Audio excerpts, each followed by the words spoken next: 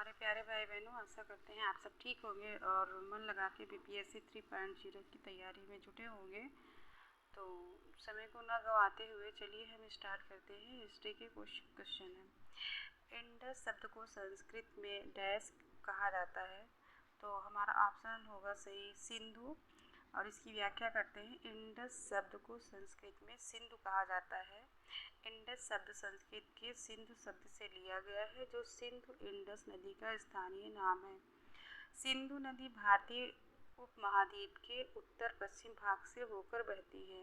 सिंधु का अर्थ समुद्र भी होता है। सिंधु नदी ऐतिहासिक रूप से एशिया से प्रसिद्ध नदी है। यह तिब्बत के पठार से उत्पन्न होती है और फिर लद्दाख से होकर बहती हुई पाकिस्तान में प्रवेश करती है और अंत में 3180 किलोमीटर की दूरी तय करने के बाद अरब सागर में मिल जाती है। आशा करते हैं ये क्वेश्चन आपको समझ में आ गया होगा। तो चलिए हम चलते हैं नेक्स्ट क्वेश्चन पे। निम्नलिखित में से कौन सा महापाषाण युगीन स्थल है? तो हमारा ऑप्शन ए सही है, ब्रह्मगिरी। महापाषाण युगीन स्थल ब्रह्मगिरी। तो इसकी व्याख्या करते हैं।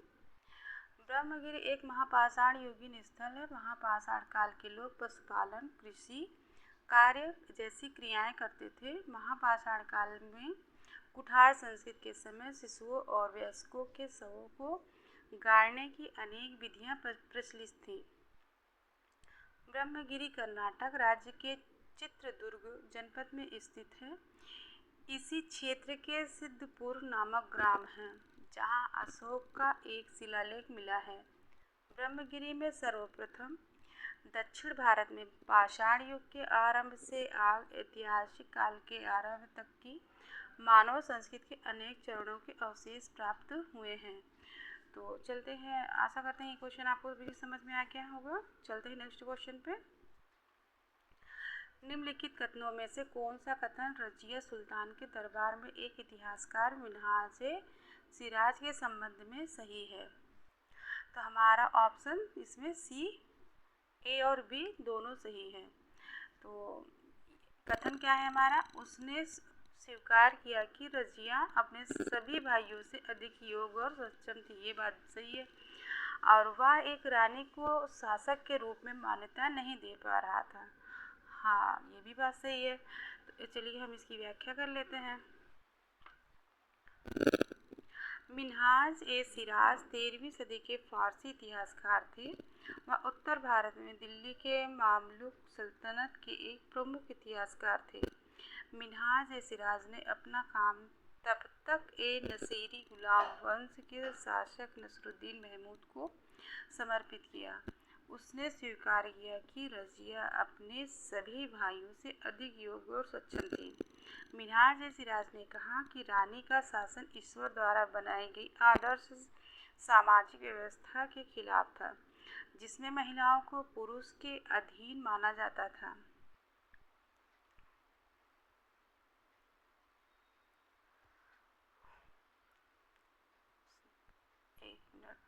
हाँ, योग्य और सक्षम थी। मिन्हाज सिराज ने कहा कि शासन ईश्वर द्वारा बनाई गई आदर्श और सामाजिक व्यवस्था के खिलाफ था, जिसमें महिलाओं को पुरुषों के अधीन माना जाता था। अर्थात वह एक रानी को शासक के रूप में मान्यता नहीं दे पा रहे थे।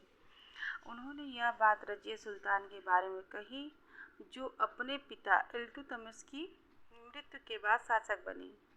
अतः ये दोनों कथन सत्य है। तो आशा करते हैं ये क्वेश्चन समझ में आ गया होगा। चलते हैं नेक्स्ट क्वेश्चन पे। दिल्ली की वास्तुकला के इतिहास की कक्षा में चर्चा के समय शिक्षक को जोर देना चाहिए। जार नहीं है, जोर है। तो जोर देना चाहिए। तो हमारा ऑप्शन क्या है? पहले क्लू क्या है? साम्राज्यिक दावे पर, प्रभुत्व पर, पुरानी वास्तुकला की तुलना में शैलीगत उत्कृष्टता पर। तो हमारा ऑप्शन होगा ए सही, साम्राज्यिक दावे पर, प्रभुत्व पर। तो इसकी हम चलते हैं व्याख्या करते हैं।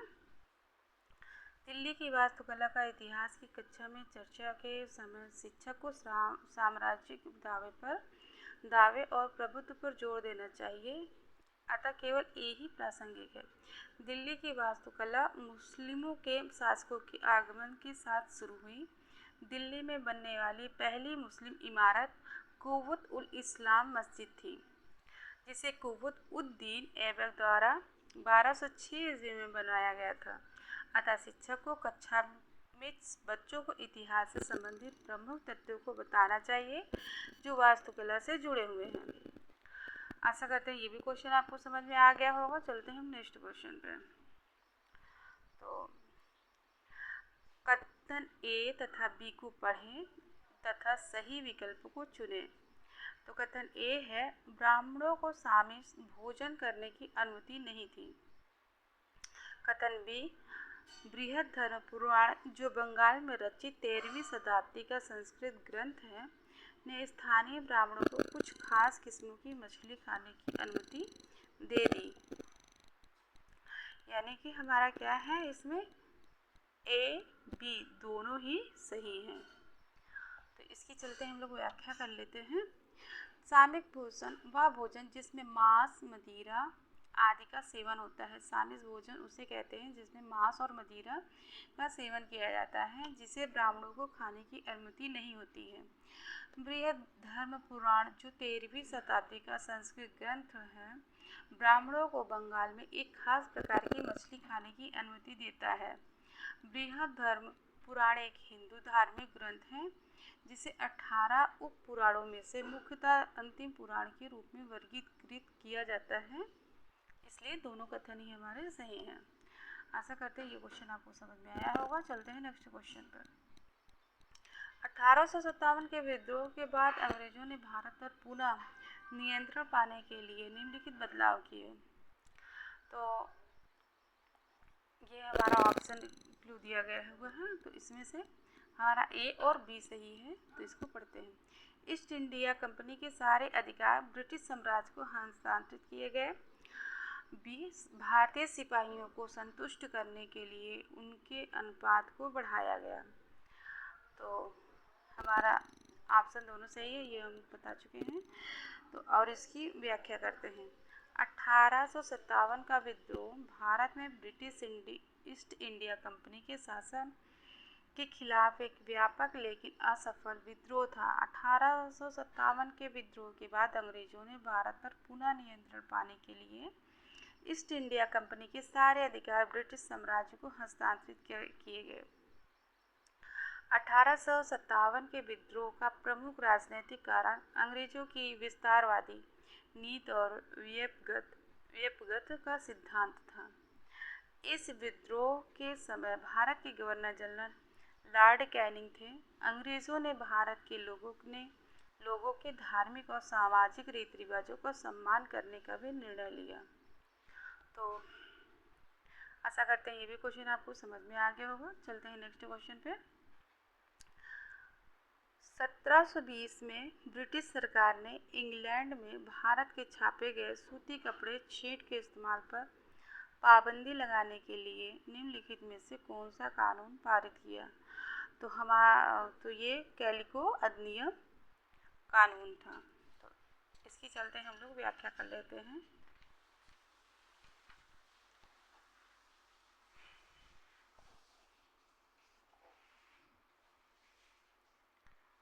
सत्रह में ब्रिटिश सरकार ने इंग्लैंड में भारत के छापे गए सूती कपड़े छीट के इस्तेमाल पर पाबंदी लगाने के लिए कैलिको अधिनियम पारित किया।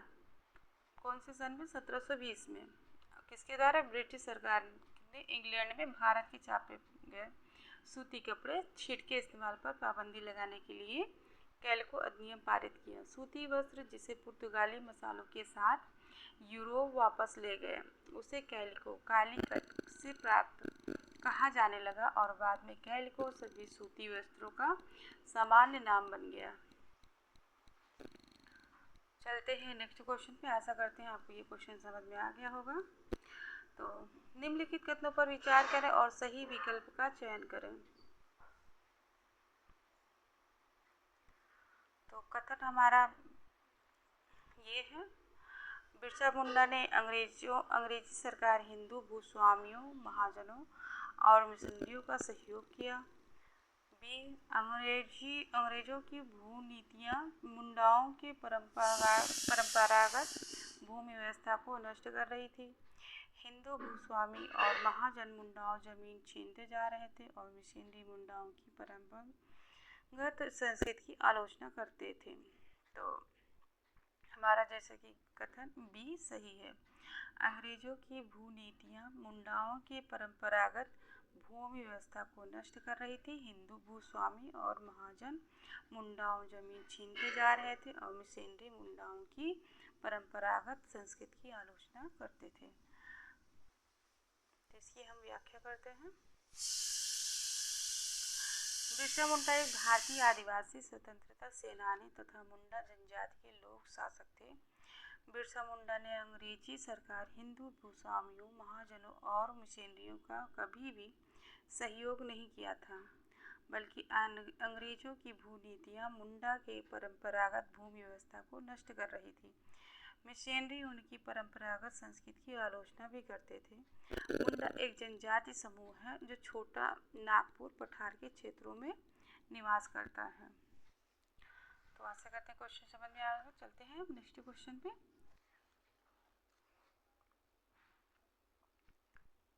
अलीगढ़ आंदोलन का आरंभ 10 वर्ष में हुआ था। तो हमारा ऑप्शन बी सही है। 1875 में अलीगढ़ आंदोलन का आरंभ हुआ था। तो इसकी व्याख्या करेंगे। अलीगढ़ आंदोलन का आरंभ वर्ष 1875 में हुआ। अलीगढ़ आंदोलन ने धार्मिक रीति रिवाजों के अंधविश्वास की प्रकृति पर रोक लगाई। इस आंदोलन के माध्यम से मुस्लिमों के लिए शिक्षाओं की व्यवस्था वैज्ञानिक दृष्टिकोण से करने की अपील की गई।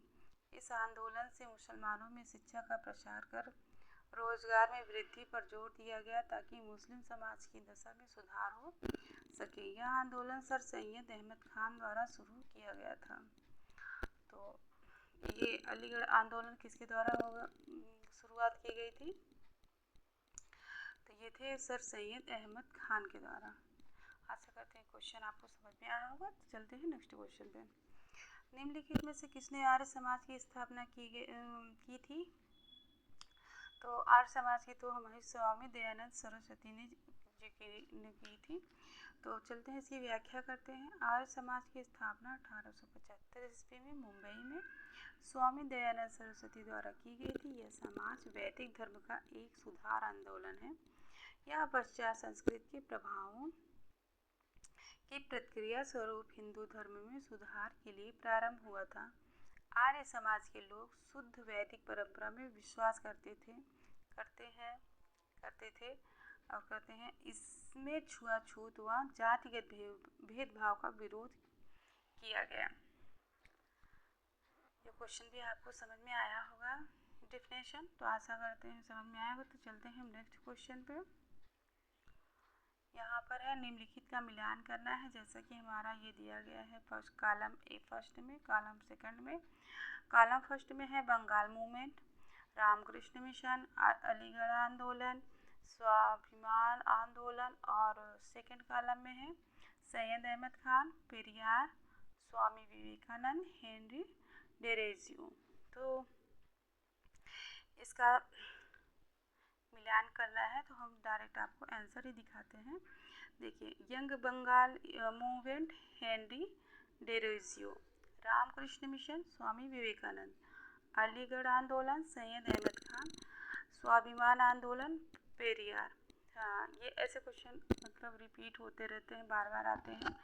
तो एक बार हम आपको ये रिपीट कर दे रहे हैं ये क्वेश्चन, क्योंकि एग्ज़ाम में बहुत ज़्यादा ही आते हैं।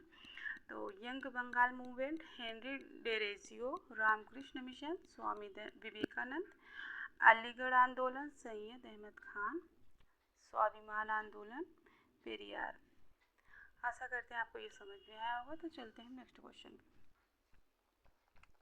निम्नलिखित कथनों पर विचार करें तथा उपयुक्त विकल्प चुनें। तो हमारा कथन पाकिस्तान की अपनी मांग, ये कथन ये है, पाकिस्तान की अपनी मांग मंगवाने के लिए मुस्लिम लीग ने 16 अगस्त 1946 को प्रत्यक्ष कार्रवाई दिवस मनाने का आह्वान किया।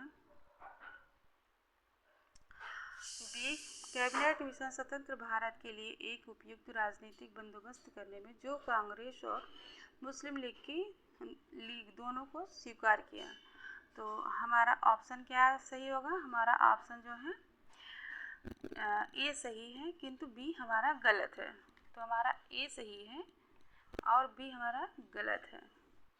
तो हमारा ए जो सही है इसको हम दोबारा रिपीट करते हैं। पाकिस्तान की अपनी मांग मंगवाने के लिए मुस्लिम लीग ने 16 अगस्त 1946 को प्रत्यक्ष कार्रवाई दिवस मनाने का आह्वान किया।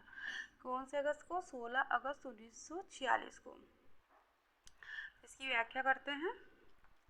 मुस्लिम लीग काउंसिल ने 16 अगस्त 1946 को अंग्रेजों के भारतीय उपमहाद्वीप से चले जाने के बाद एक अलग मुस्लिम राष्ट्र पाकिस्तान की अपनी मांग को बल देने के लिए प्रत्यक्ष कार्रवाई दिवस के रूप में घोषित किया। उनका मुख्य उद्देश्य मुस्लिम बहुमत के साथ एक अलग देश प्राप्त करना था। कैबिनेट मिशन 1946 कांग्रेस और मुस्लिम लीग के संबंध को सुलझाने के लिए नहीं था, बल्कि यह भारत में संविधान निर्माण करने के तरीके पर विचार विमर्श करने हेतु ब्रिटिश प्रधानमंत्री क्लीमेंट एटली की अध्यक्षता में भारत आया था। तो इसलिए हमारा कथन ए सही था। तो आशा करते हैं आपको क्वेश्चन ये सारे अच्छे लगे होंगे। अगर ये हमारे द्वारा बताए हुए क्वेश्चन आपको अच्छे लगे मेरे प्यारे भाई बहनों, तो प्लीज़ कमेंट सेक्शन में हमें बताइए। तो मिलते हैं नेक्स्ट वीडियो में।